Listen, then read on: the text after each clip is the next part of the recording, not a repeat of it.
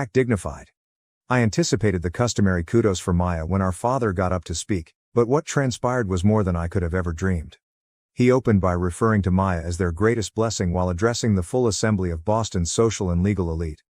I had long recognized that she was their golden child, so that part wasn't shocking. The room burst in amusement as he went on to joke that they should have stopped having children after Maya since the second ones are usually useless anyway.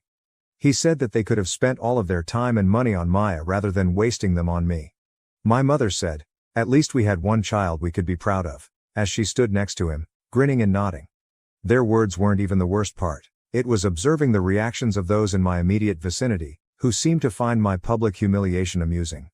I frantically glanced at Maya in the hopes that she would speak up or else demonstrate her sisterly support. However, she merely shot me a pitying look before joining in the uncomfortable giggles. "They're just joking," Maya remarked simply when I questioned her later in the hotel's powder room. "Perhaps they would be proud of you too if you put in as much effort as I did." Those remarks, given with such casual harshness, were the last straw. My relationship with my family ended that evening. I had put up with being the inferior daughter for years, but this public admission of my inadequacy was too much. I immediately removed them from all of my social media accounts, blocked their phone numbers, and erased their email addresses as soon as I came home. I got a job at another software business across town in less than a week, and I immediately started a new life. I gave my job and personal development all of my attention for the ensuing 3 years. I developed a solid team, received numerous promotions, and even began coaching more junior female IT workers.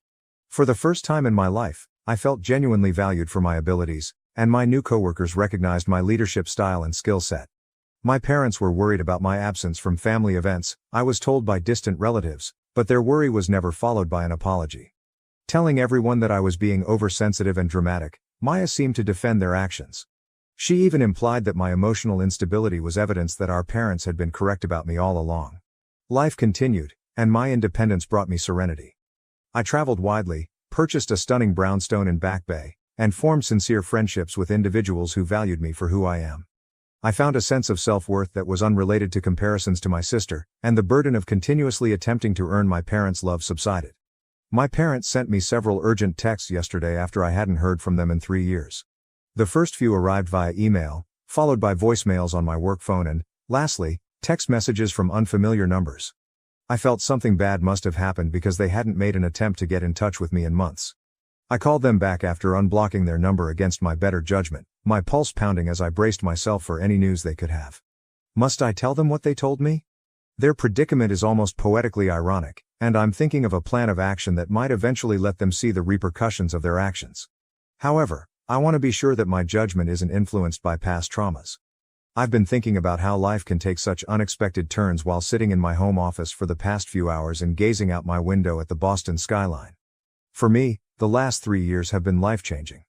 My team now looks up to me instead of me being the constant letdown. I played a key role in helping us land a significant deal that recently made our business famous. In retrospect, I see how much their unrelenting criticism impacted every facet of my existence. I hopped from relationship to relationship in my 20s and 30s, constantly selecting individuals who would treat me the same way my parents did, as though I was never quite good enough. To comprehend the pattern and overcome it, years of therapy were required. Their disdain for my accomplishments even affected my job decisions. Whenever I was successful, I would minimize my achievements, almost as an act of contrition. I didn't even inform them when I got my first big promotion because I knew they would somehow compare it to Maya's career.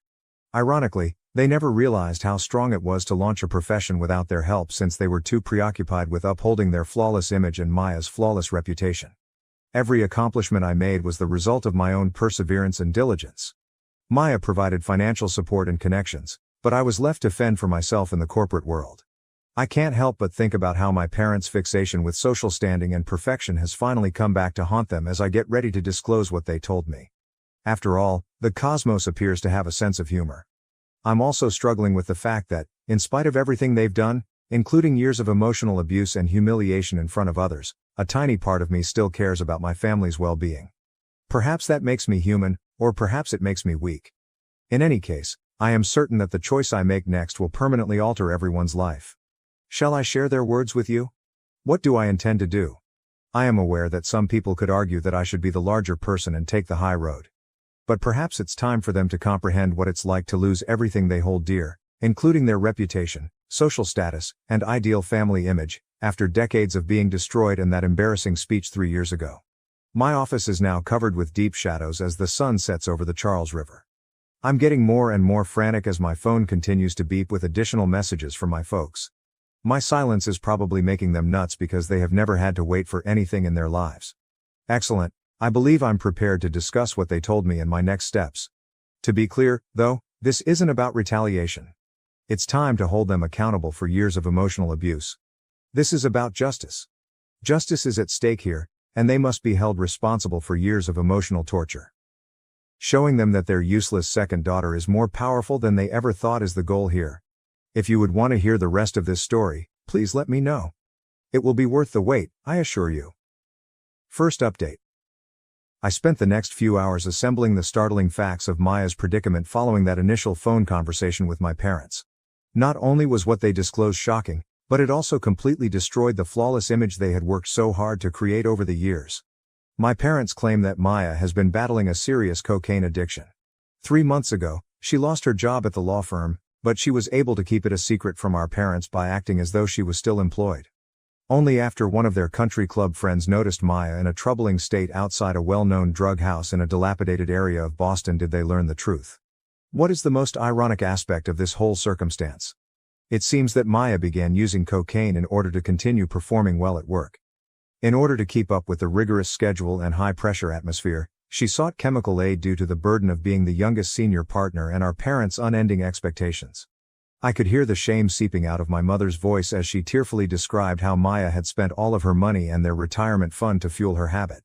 What really surprised me, though, was that their reputation, rather than Maya's health or recuperation, remained their top priority. As if someone would overhear our phone talk, my mother muttered, "We can't let anyone at the club know about this. What would people think? We've already had to justify her absence from recent social gatherings." The portion that made my blood boil then came. As is his custom, my father looked for someone else to blame for his golden child's decline. "Back then, you didn't expose her to drugs, did you?" His voice was full of accusations as he asked. "You were always the one who rebelled." I became silent in shock. They were attempting to blame me for this despite the fact that I hadn't spoken to them or Maya in 3 years. They didn't seem to care that I've never even done drugs. They believe that their useless daughter is somehow to blame for any issues with their ideal daughter.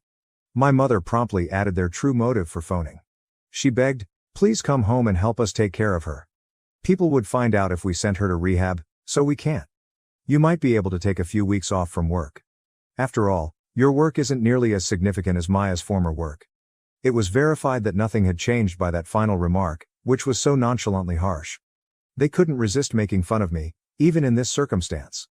However, they later disclosed something that further fanned the ridiculousness of their request. Maya's former coworkers had already made 2 attempts at intervention, including offering to covertly set up private therapy at a covert facility in Switzerland. My dad clarified, "We can't risk anyone finding out. The reputation of our family would be ruined if it were known that Maya had entered a rehab facility. We would like to deal with this internally." With me serving as her full-time caregiver, their plan, if you can call it that, was to keep Maya confined to her old room at their home. Through sheer resolve and familial duty, they appeared to believe that their useless daughter might somehow overcome their perfect one's drug addiction. I'm still in shock over their foolishness. I find it ironic that after years of ignoring and disparaging me, they are now seeking for my assistance. Even more startling, though, is their readiness to jeopardize Maya's health, and maybe her life, in order to protect their reputation. We would like to deal with this internally. They had a plan, if you can call it that, to keep Maya confined to her old room at their house while I took care of her full-time. Through sheer resolve and familial responsibility, they appeared to believe that their useless daughter might somehow heal their perfect one's drug addiction. My mother genuinely sneered at my suggestion that addiction calls for expert medical help. "Stop being dramatic," she advised. "You've never been as strong as Maya. She will recover if her family provides her with some help. She is unique, she is not like other addicts." This was the direction of the conversation for nearly 2 hours. They took turns pointing the finger at me, downplaying how bad Maya's addiction was, and worrying about how to hide it from their friends. They never once showed sincere concern for Maya's welfare or admitted that their pressure may have contributed to her demise. My father made one last remark before hanging up the phone, which solidified my choice of what to do next.